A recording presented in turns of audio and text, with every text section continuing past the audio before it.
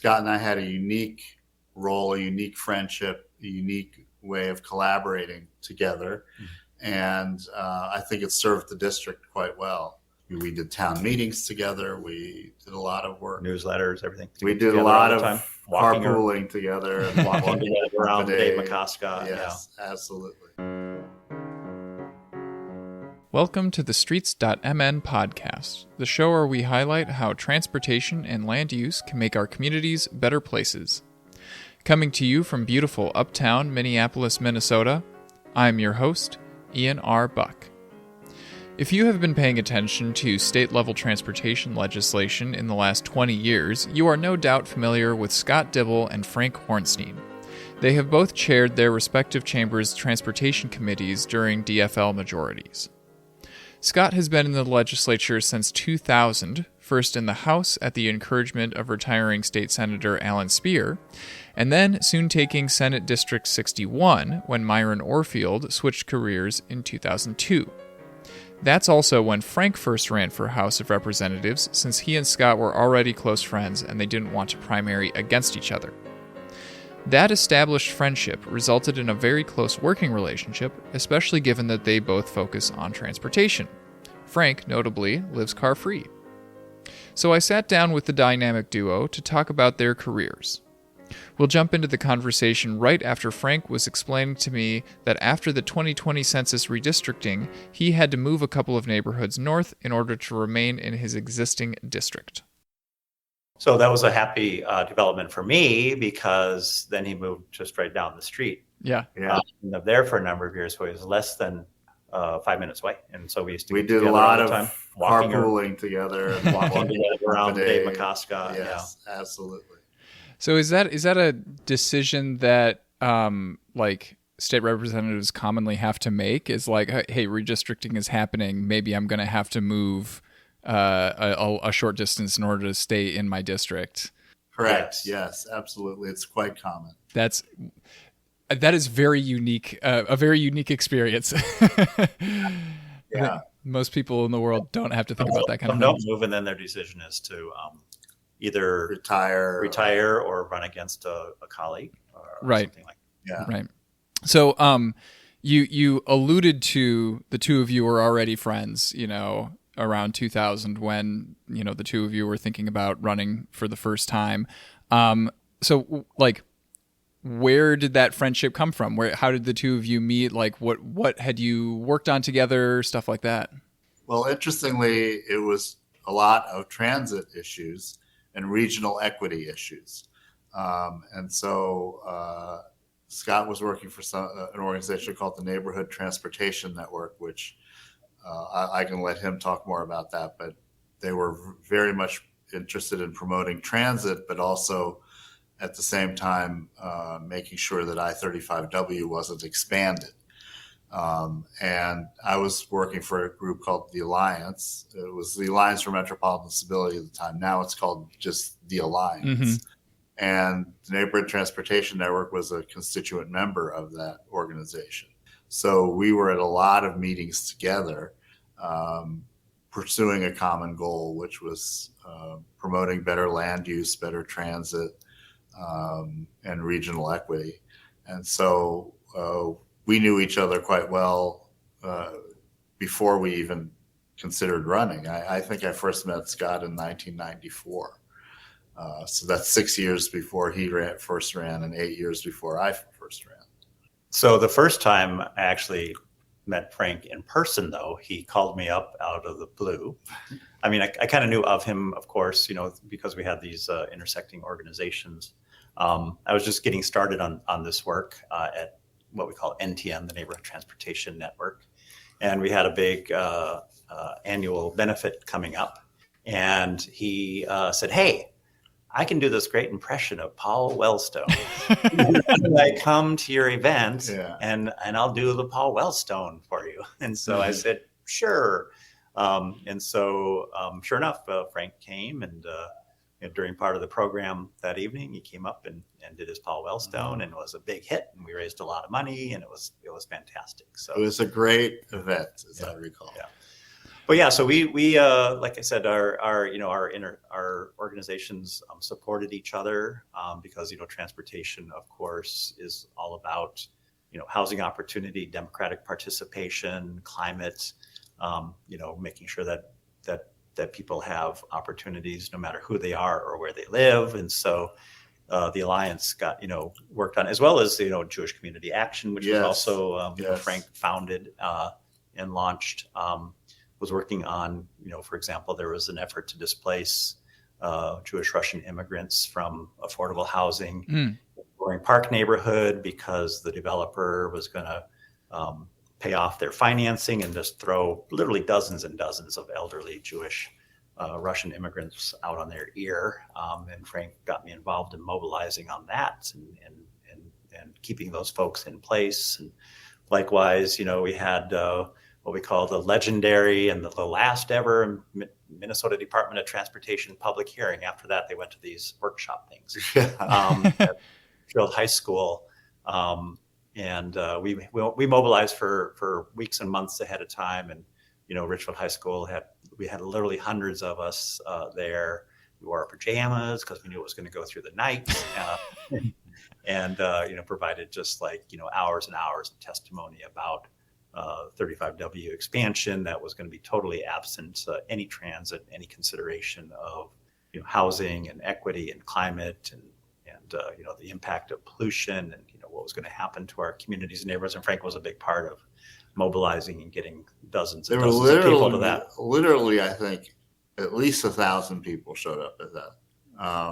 And was that the 35W work that ended up being like the Orange Line being part of that, or is that a later project? Have there been a later project? There have been 2 35W projects within my lifetime. So what ended up happening? It's a long and complicated story, but so we did end up actually so the EIS that was done for the 35W expansion way back then, in the 90s, we won, and they included as the preferred alternative transit in the corridor, and other sorts of kind of expansion management concessions. But then MnDOT pulled this little dirty trick, which was they didn't ever actually build, quote unquote, that project, and they segmented it into a series of smaller projects. Okay. Yeah. In violation of, so they pretended like each little project, fell short of, needing the full EIS. We sued on that, and the federal judge in the case found for MnDOT, and we just didn't have the wherewithal, the resources to appeal. You had to file a gigantic bond. We couldn't afford to purchase the bond, and so that's what ended up happening. I will say though that the Orange Line is a direct. I mean, so it was actually going to be LRT in the corridor. Yeah, they had buttons. The neighborhood transportation network had buttons: trains, not lanes. Yeah. Nice. We had a phrase. We borrowed a phrase that went something like trying to address congestion through the expansion of traffic lanes is like trying to address obesity by buying a bigger belt. Mm-hmm. Mm-hmm. Yeah, the idea of induced demand. So the project at the end of the day, approximates what was originally envisioned, but the number of affordable housing, the amount of affordable housing that was originally going to be taken, never did come to pass. And so we kept a lot of folks in place. Small businesses that were going to be obliterated were kept in place. We did get transit in the corridor, that is the Orange Line, and a lot of other good things happened as a result of that effort, because we just changed the conversation in the whole entire region. For context, for those listening at home, I think that the two of you were in your late 20s, early 30s at that time when that highway fight was happening. Yes. So I want the young activists who listen to this show to think about that, realize that the fights that we're having today they're not the end of the road, right? Like, some of the people who are currently working and volunteering for a lot of these advocacy issues might go on to become part of the state legislature, or city councils and things like that, right? And like the more activists we can get elected to positions, like the more impact that we can have. So, because when you read about, like the state legislature early in the state's history, right? It's like, oh, it's all the big businessmen and like the lawyers, and they were kind of a rotating cast of people who were, had a high influence there. Bankers, railroaders, yeah. Exactly, yeah. So let's get into, your careers in the legislature. Walk us through a little bit, like, first, what are your big highlights, top 3 kind of, moments that you look back on fondly over the last 25 years? Well, it's hard to limit it to 3. I know. It's easy to rattle off a couple of, major policy achievements. Mm-hmm. But there's another aspect to serving in the legislature. It's just an incredible honor every single day to meet people and to work with them and to be a small part of their work. We meet people who are leaders in, all kinds of different realms and sectors throughout Minnesota life and civil society. And, I of course, cannot not mention, defeating the anti-marriage amendment and then immediately pivoting and passing the freedom to marry, something that I couldn't even fathom as a young LGBTQ person. We started working on basic human and civil rights and anti-discrimination laws back in the late 80s, early 90s. We passed the non-discrimination law in 1993, and then started the first little tentative conversations about our families and our relationships, but in kind of very opaque ways and kind of around the margins. And to even say I remember my very first opponent accused me of being in favor of gay marriage, Yeah. and I was like, oh, gay marriage, what a shocking thing. Mm-hmm. And then of course, fast forward to 2023 and passing the transportation bill that we had worked on and envisioned and talked about. I mean, we got a little start of it on it in 2008, but the 2023 bill really was the full flower, the culmination of 30 plus years of organizing effort. That was a gigantic achievement as well. Yeah. Yeah, I often say when I introduce Senator Dibble, I always say we would not have marriage equality in the state without him.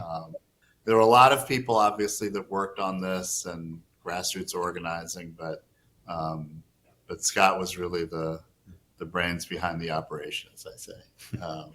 There are a number of brains. I was one, but it was a remarkable achievement. Yeah. I mean, it set a number of records in terms of volunteer hours, number of individuals, small dollars raised, geographic reach, the broad base of the coalition, that cut across geography and cut across political identity and affiliation and you name it. Pains me to say this, but we even kind of put up higher numbers in all of those categories than Paul Wellstone's election. Yeah. Which was at that time, Paul Wellstone was absolutely the high watermark in terms of grassroots mobilization and movement building around elections. All the house parties and phone banking that went into this was extraordinary.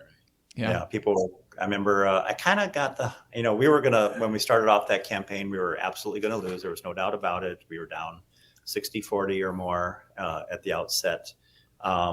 And then by the time, fast forward to the state fair the following year. So, the opponents made a big mistake in giving us 18 months to mobilize. And so, a year plus later, state fair, end of August, early September, we're looking at the November election. And we had a booth at the state fair, and the lines were around the block, and people were clamoring for the swag and the lawn signs. Meanwhile, our opponents had a booth, and no one would even be seen near it. Almost felt bad for them, not really, but we could not keep lawn signs in print. And then we had like can koozies and all kinds of swag, just vote no or vote no. And that's when I got the first little glimmer of hope that we were going to defeat the amendment. Nice. And then to be able to pivot, because then we won that election, of course, took back the Senate, took back the House, and we had, Governor Dayton in place, and immediately to pivot and really push hard, among my colleagues, to just fulfill the mandate of the election, which was to pass marriage. Yeah. Yeah. Yeah. How many times did we have a DFL trifecta over the last during your careers? Well, it was just this time, with 2013, 2014, and then 2023 and 2024. Wow. Okay. Yeah. So other than those two times, I came into the minority in the House, then I jumped over to the Senate thinking I would serve a long career in the majority in the Senate like it had been the last 40 years. And then like one cycle later crashed into the minority. Yeah. And then it was like split, either the governor was a Republican, or one or more of the chambers was Republican. So in addition to the transportation bill that we passed, again, as Scott said, we had been working on a variation of this, indexing the gas tax, making sure that we had adequate resources for transit via the sales tax and other items in that bill. But we were able to also pass driver's license for all. And, that was, a classic example of movement building, similar to, gay marriage being unheard of at certain points, particularly in the 1990s. The idea of aspiring citizens being able to get a driver's license was completely shoved off to the fringes when this first, started in the early 2000s. And then by, every session we made more and more progress on that issue, to the point where we had hearings in 2023 in each of our committees, and there was very little controversy within the Democratic Party in terms of, passing that legislation. Yeah. And so I assume that that's why it's important in years when we don't have a trifecta for, whichever house the DFL has a majority to actually still be like going through the steps, even if they know like, oh, the other house is not going to move on it. Rallies at the Capitol, press conferences, town meetings and districts, public conversation. Yeah. Yep. Capacity building. It's an important thing to remember that the things we're talking about should not be partisan. They're about improving people's lives. As what is Paul Wellstone's always said, politics is at its core about improving people's lives. And everyone counts and everyone matters, as Keith Ellison often says. And so, simply, presuming that there's going to be a particular outcome because of the partisan makeup of either the Senate or the House means that a couple of things. It sends a signal that, maybe it doesn't matter as much. It can wait. We have the fierce urgency of now. People's lives are being affected today, and just to simply put something off for 2 years means more people will suffer the consequences of inaction. Number one. Number two, you're simply letting elected representatives off the hook to giving them a pass to not respond to the reality of the inequality and the disparities in our society and in our economy. So I have this conversation all the time with advocacy organizations or organizations that are serving people. Well, should we just wait because the climate is? And I just say absolutely not, because if you wait, that just sends a signal to everyone. It doesn't actually matter that much, and these things matter phenomenally in people's lives, not an abstraction. For someone who's trying to put food on their table. Right, and then you can put an elected official on the record as like if you're not pushing for something, they could make there's that plausible deniability, like, well, the conversation never came up, so like they didn't have to take a stance on it. Exactly. Right. Okay, so what's something that you wish that people knew about like the work of state legislators? Like, what's the day-to-day like? So you hop in your carpool with your best friend from from the legislature, and you go over to the state capitol. What are you doing all day? Well, every day is different. We obviously have committee meetings and caucus meetings and meetings with our constituents. But there's a lot of strategy involved in, when bills are brought up, how they're brought up. Part of our role is to make sure that we have grassroots voices at the table testifying. And so we need to do quite a bit of outreach to our allies just to make sure they know what's going on, and ensuring that we are able to create the public conversation around particular issues. And that's why I think I returned to the transportation bill of 2023, the driver's license for all. I mean, these are things that happened over many, many years. The ideas that were promulgated in those bills were literally 20 years in the making. And so, as Scott said, it's a lot of engagement with our constituents, and no day is ever the same.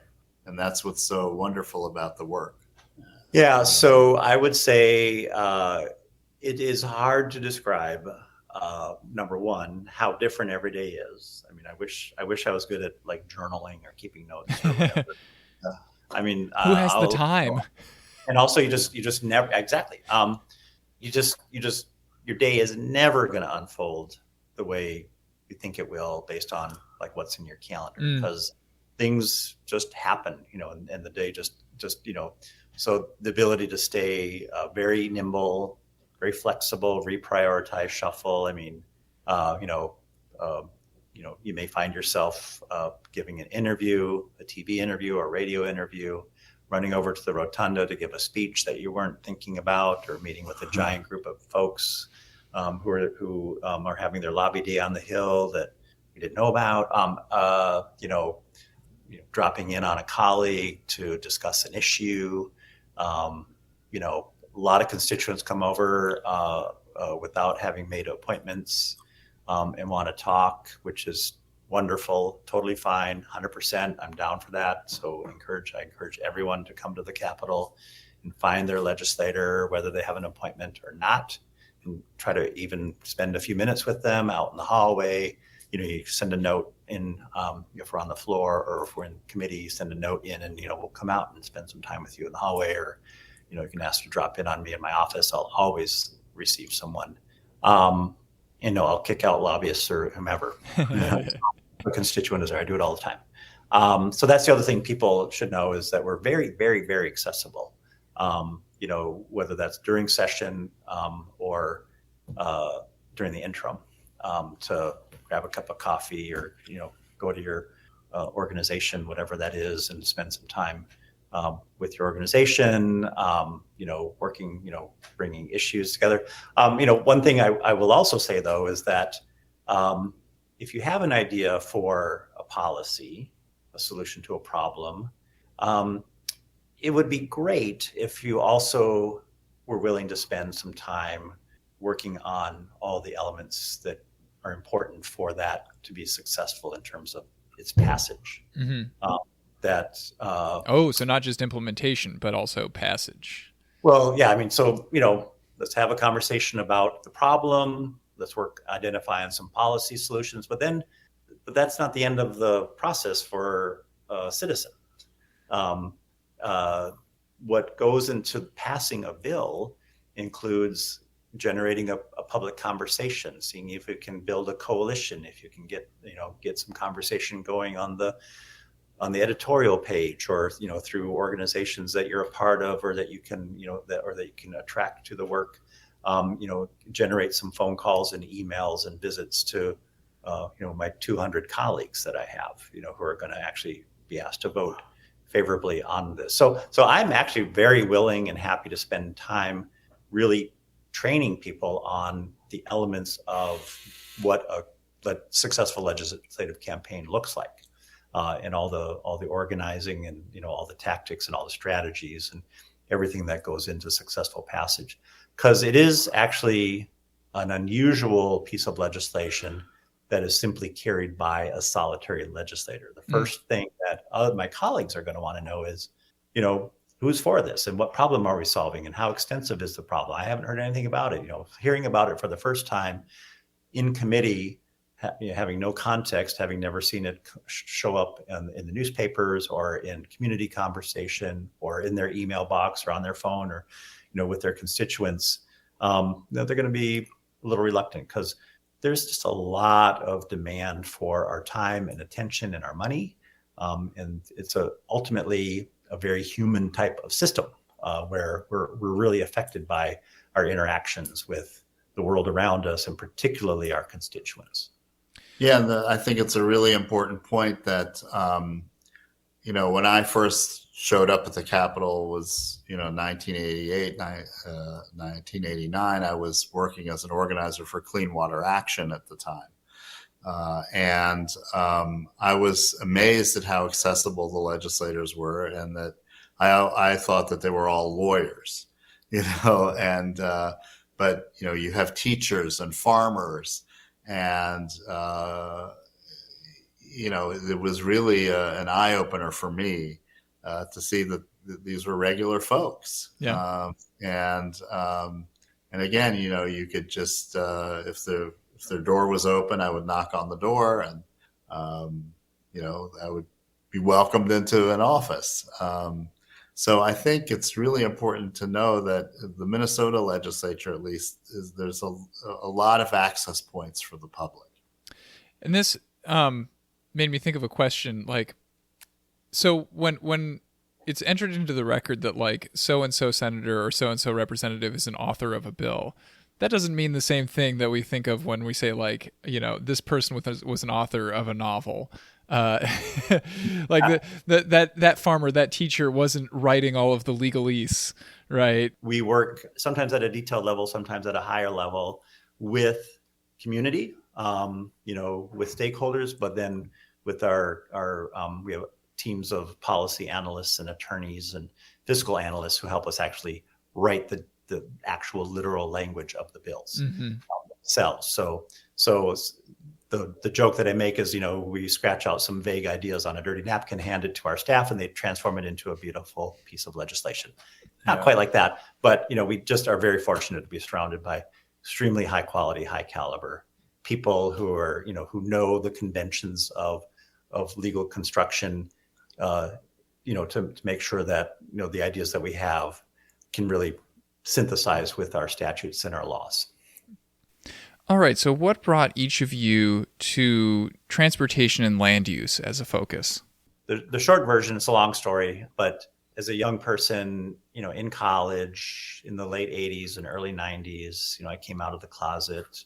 And that was at the time that we really saw HIV/AIDS really hitting hard and impacting, especially the gay men's community. Our sisters in the lesbian community really, really rose up and were in solidarity with us, took care of us, became, and, part of the diagnosis, of AIDS was, part of what caused AIDS was homophobia, which is, all the marginalization, all of the hostility, all of the indifference,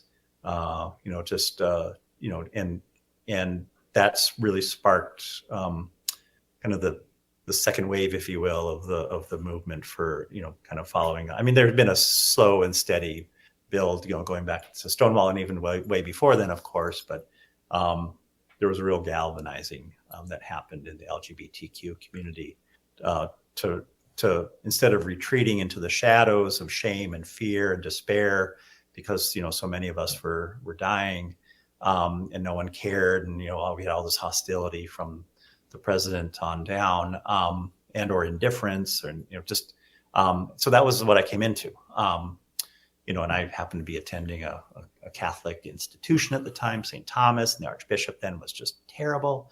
And that was my coming of age story. And I connected with this amazing community of proud, happy people, who were kind of just incredible, doing for themselves when no one else was doing. So we formed care teams to take care of people who are sick and dying, and housing and legal advocacy and organizations and infrastructure and traditions and just community connectivity, and we formed artistic and it was just like exhilarating to get connected with that movement and that community and just learn from and have the most amazing role models and mentors and the like.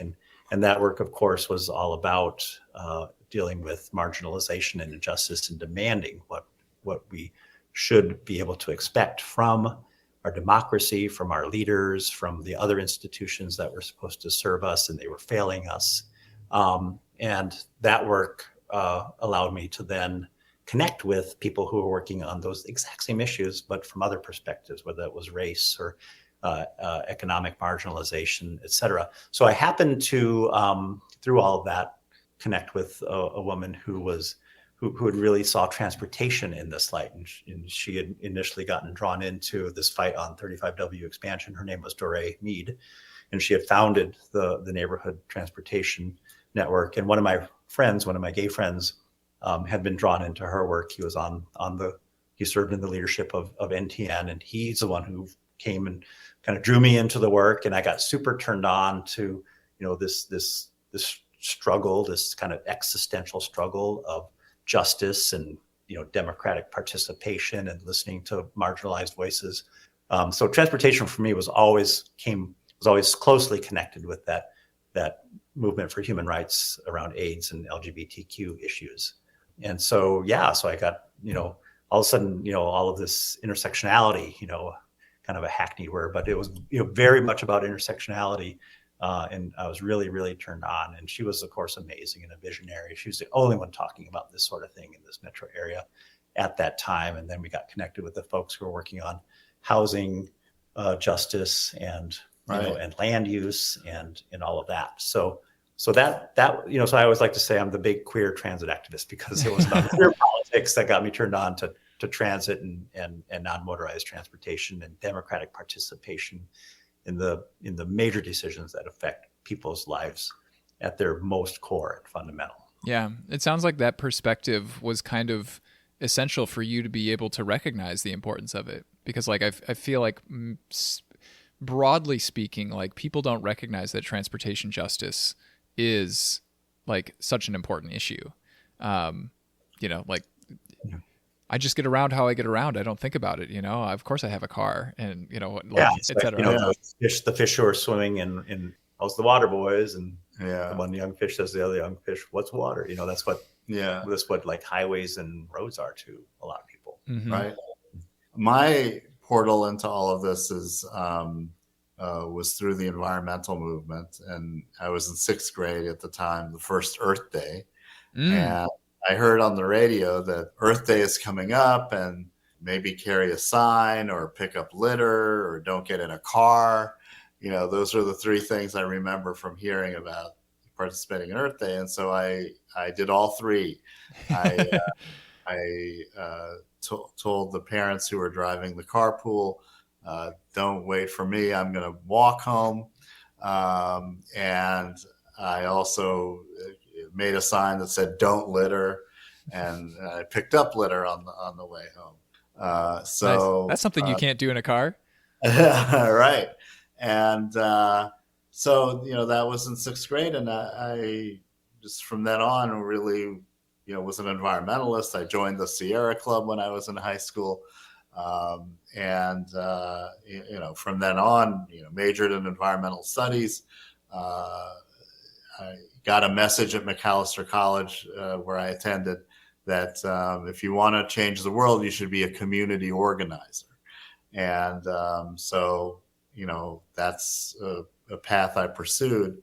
And so transportation was always a part of my environmental ethic. But I think it really solidified for me. I got appointed to the Metropolitan Council and served on the Met Council for 2 years, from 2000 to 2002. And that's when I really learned so much about transit and how transit relates to all the set of issues that Scott talked about, land use, affordable housing, why. So I always thought that in the legislature, I would be on the Environment Committee, which I was 1 year, but the Environment Committee seemed to always have the same time as the Transportation Committee. So I couldn't do both.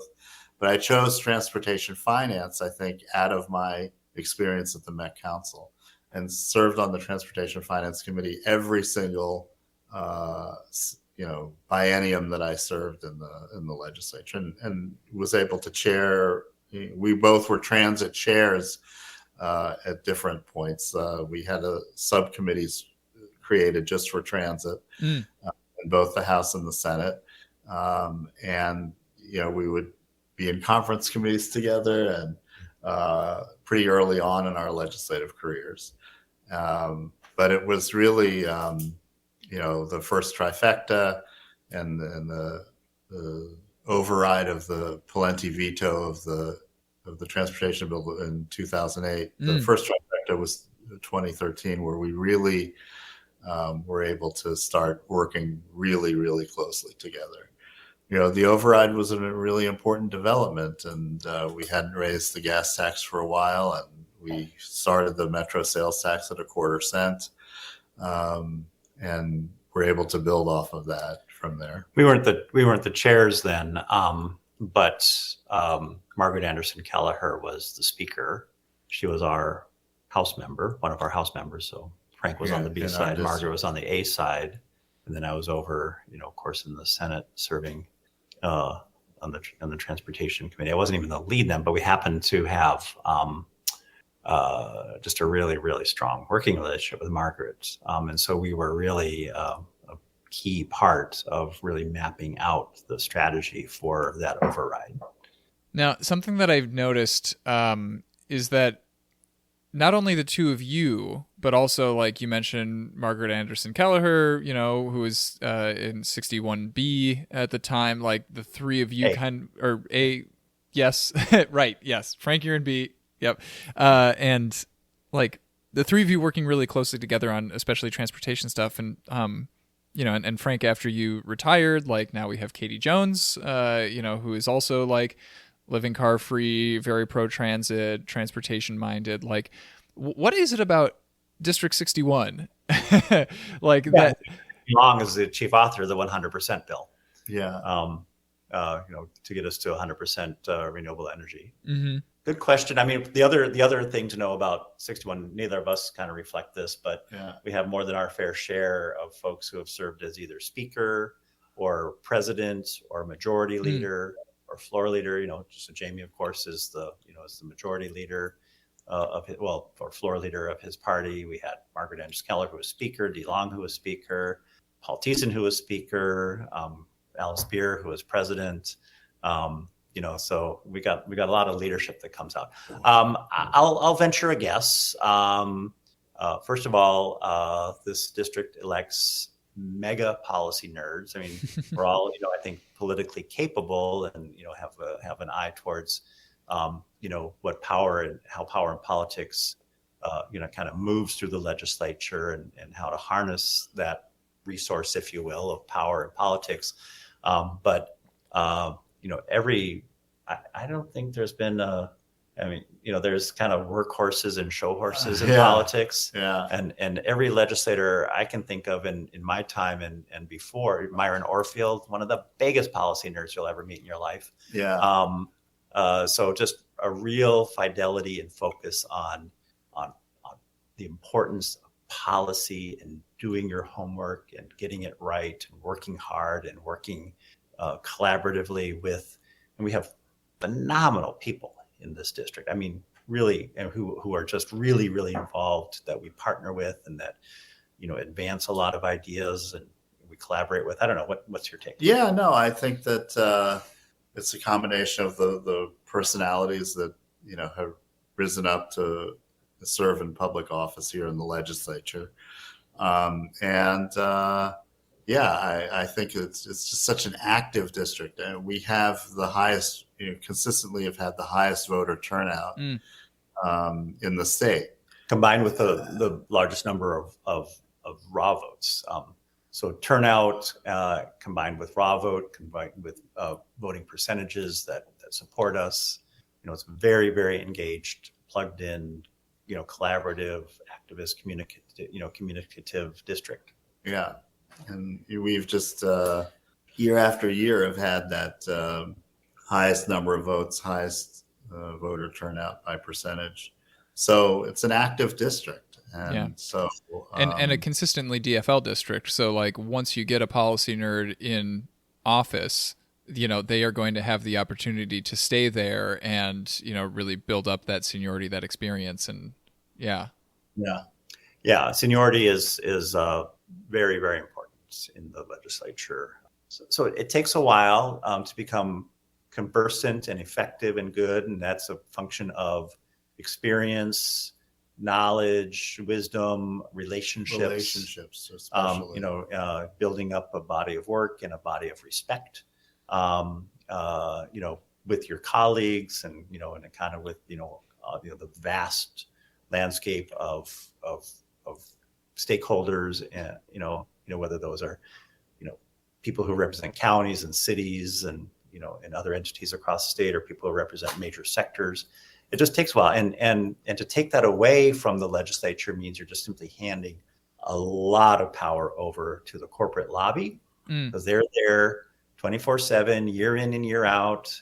And you're handing a lot to the executive branch for, and a lot to the unelected state bureaucracy, which, I'm a gigantic supporter of public service and public servant. I have a lot of respect for the professionals. And then by definition, they're not innovating. They're not responding to a changing world and a changing economy. That's why we have elective democracy, so that we can be responsive and nimble and change. Is it common for like state senator and state representatives from the same districts to be like working super closely on things? Yeah, it varies from district to district, but I think that Scott and I had a unique role, a unique friendship, a unique way of collaborating together. And I think it served the district quite well. We have lots of people in the same party that are in the state Senate and the state House, and they don't do the same type of work that we did. We did town meetings together. We did a lot of work. Newsletters, everything. We have been very conscious and conscientious about really making sure that our transportation leadership was representative of the whole state. Right. Both because that's in our nature, number one. Number two, we didn't want to be buttonholed and pigeonholed that way. And we also had, served on these transportation committees for a number of years, watching both Democratic and Republican colleagues who very deliberately, employed the politics of hostility and kind of played up the geographic divide, and played up on the resentment or whatever of other parts of the state against Minneapolis and against the metro area. I have a lot of respect and, friendship with past transportation chairs, Democratic transportation chairs, for whom I served as kind of their lieutenant or their, kind of lead urban voice. But I'm telling you, they were really hostile to Minneapolis and to transit and to the interests of people that I represented. So, whenever anyone accused me of being partial to only urban interests, only transit, I was able to just lay it out for them, how our bills were always the most even-handed, the most fair, the most collaborative, and I will put any one of my bills up against every single transportation chair that came before us as the most even-handed, that really took in the aspirations and the hopes and the dreams of people who live in every corner of the state. Now, that of course means that we're making county commissioners happy all over the place, but we're also making senior citizens and students, and people who work second shift, and people who needed other kinds of mobility in those communities where even their own elected representatives weren't advocating for that sort of thing for them out in greater Minnesota and the economic centers around the state. Right. And we just bent over backwards even against some of our own worldviews, making sure that, roads were taken care of in greater Minnesota. But also making sure that there's active transportation funding out there. There's safe routes to school. There's transit and paratransit. Right. And that they're able to design local roads in a way that accommodates everyone. Those sorts of things. Yeah. I mean, I think it's a myth that transit isn't a need or an issue in greater Minnesota. It really is. Let's talk about MnDOT a little bit. So, your advocacy, work before entering the legislature was very like, okay, we're fighting a highway expansion. MnDOT is the enemy here, the bad guy. Many transportation activists today in 2025 are still frustrated with MnDOT. What do you think needs to change in order for that relationship to feel more collaborative? When we passed the bill in 2023, part of what I had hoped we could also do at the time was really institute some really groundbreaking reforms in how exactly MnDOT goes about its work. And we did do some of that, and that's the package of policies that Larry Kraft was championing around, VMT reduction goals and making those really matter in a meaningful way. So that's pretty groundbreaking, and it's going to have a real effect once it really starts being implemented. Yeah, only Colorado and Minnesota have laws like. But I really believe that we need to fundamentally change the culture and the mindset. That's hard to legislate, of course. Yeah. They're driven by what we call level of service, LOS, which is more, faster, a lot more throughput, a lot more cars, a lot faster cars.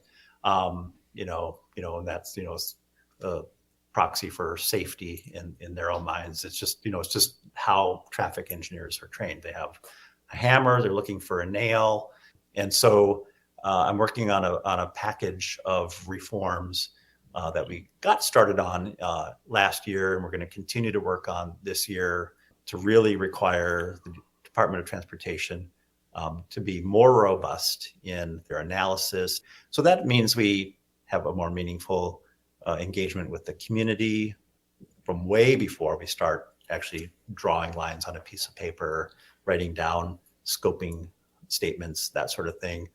That means that we have a much more robust team of professionals who have different professional perspectives, like, planners and economists and people who bring different perspectives to the work of identifying what needs to be done and what's possible in this area. We make sure that people are out actually walking around and really looking and spending time physically present in those communities and doing walking tours and walking inventories. So there's a different analysis, different set of professionals, different criteria and standards to which and different metrics to which they're going to be held to account. Level of service, the only thing that they're trying to improve. They have to improve overall access to destinations for all of the people who need to be able to get where they need to go in that area. Frank, you compared us to Colorado a couple of times because of the VMT reduction, mandate.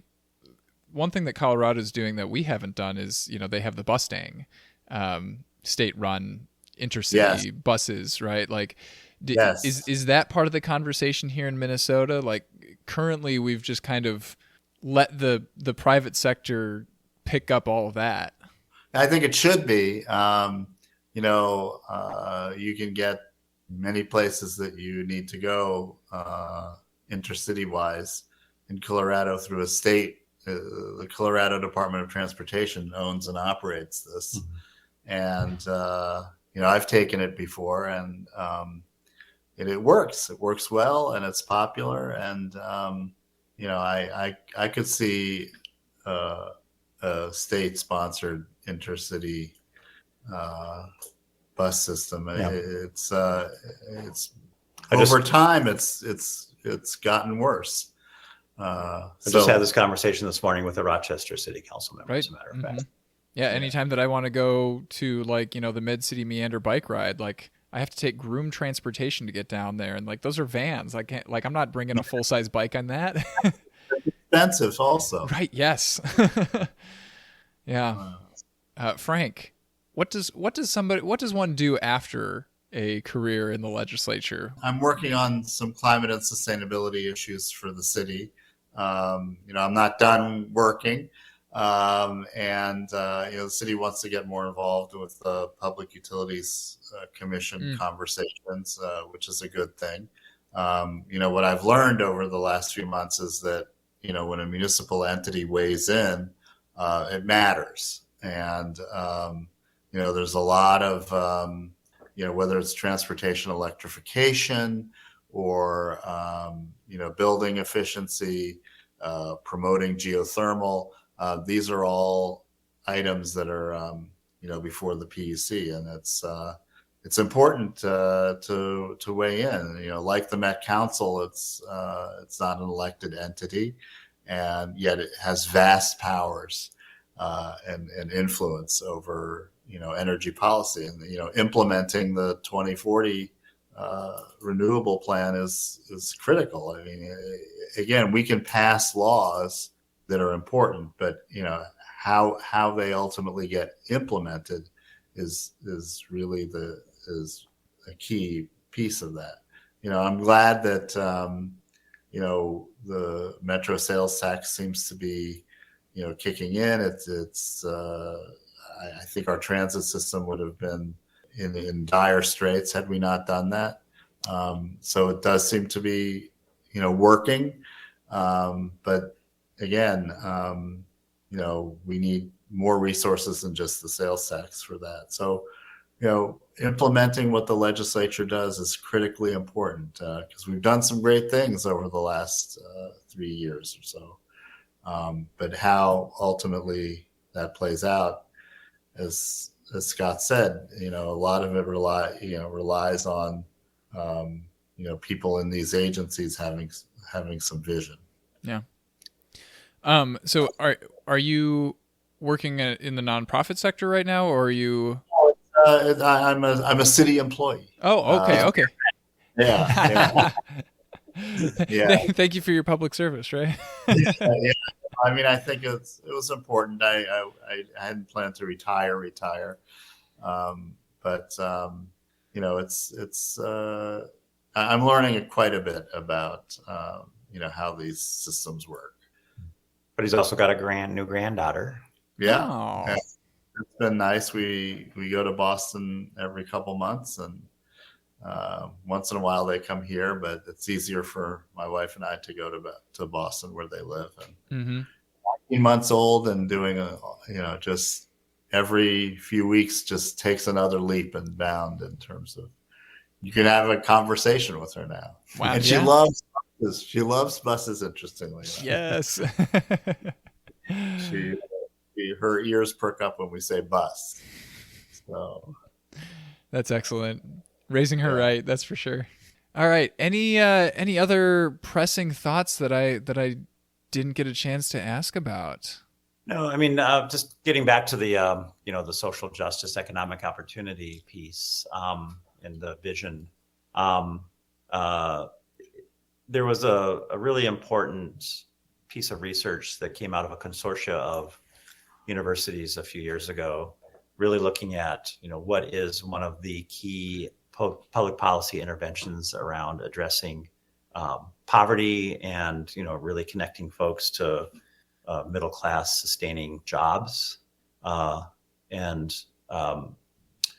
things that we do that we think about in that realm are important, making sure that people have safe, stable lives and making sure that we have great schools and, et cetera.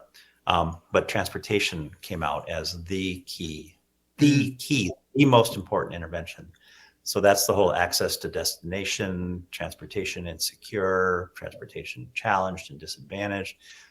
If we can connect folks, either bring jobs closer and education and other opportunities closer to where they are, or at least get them access that's affordable and that's convenient to what they need in their lives, especially decent, good paying jobs. Of course, we need an economy that functions better and well for everyone to address a lot of the disparities, and all this wealth concentration is a big part of the conversation. But transportation connections for people, safe and convenient, whether through transits, through, other kinds of modes, fundamental. And I'm really hoping that becomes an increasingly bigger part of this conversation, as we're talking about education, workforce training, housing, childcare, retirement security, all of that, transportation, and we need more. You talked earlier about, maybe folks who are listening to this podcast themselves are going to step into public service. I'll just tell you, the bench in the Minnesota Senate for folks who really focus on transportation is quite narrow. There's a couple of us, and my colleagues are fantastic, but they're working on a lot of other really, really important things. And so we need folks who really get it and who can really dig in and really be a part of forming and shaping policy in the Senate. So please Step up. step up to public service. Scott, Frank, thank you so much for coming on the show. Thank you so much for having us. Yes, this was thanks, a Ian. great discussion. Yeah, really enjoyed it. Awesome. Thanks for all you do. Thank you for your public service. Aw. And thank you for joining us for this episode of the Streets.mn podcast. The show is released under a Creative Commons Attribution, Non-Commercial, Non-Derivative license. So feel free to republish the episode as long as you are not altering it and you are not profiting from it. The music in this episode is by Eric Brandt and the Urban Hillbilly Quartet. This episode was hosted, edited, and transcribed by me, Ian R. Buck. We're always looking to feature new voices on the Streets.mn podcast, so if you have ideas for future episodes, drop us a line at podcast@streets.mn. Streets.mn is a community blog and podcast and relies on contributions from audience members like you. If you can make a one-time or recurring donation, you can find more information about doing so at streets.mn/donate. Find other listeners and discuss this episode on your favorite social media platform using the hashtag StreetsMNPodcast. Until next time, take care.